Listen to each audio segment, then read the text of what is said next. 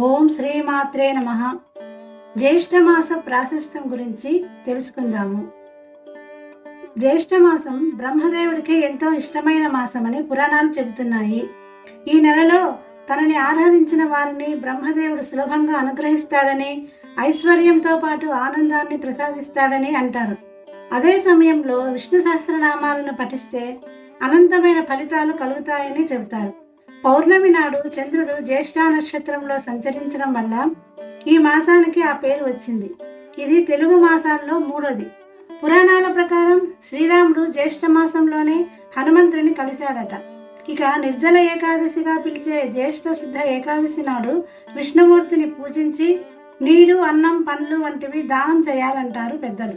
దీనివల్ల 12 ఏకాదశి తిథుల్లో స్వామిని పూజించిన ఫలితం దక్కుతుంది.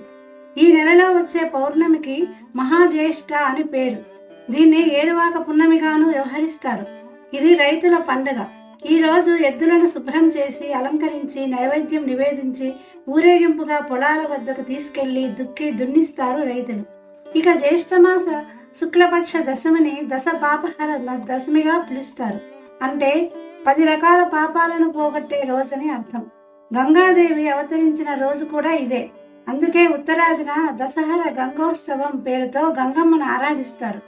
అలాగే ఈ రోజున నల్ల నువ్వులు, బెల్లం తదితరాలను గంగాదేవికి సమర్పిస్తే మంచిదని నమ్ముతారు. వీటన్నింటితో పాటు ఈ నెలలో చెప్పులు, గొడుగు, ఆహారం వంటివి దానం చేస్తే కోరిన కోరికలు నెరవేరుతాయని చెబుతున్నాయి శాస్త్రాలు.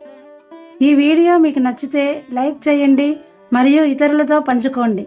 ఇలాంటి ఆధ్యాత్మిక విషయాల కోసం యజ్ఞోపవీతం ఛానల్కు సబ్స్క్రైబ్ చేయండి. ధన్యవాదాలు.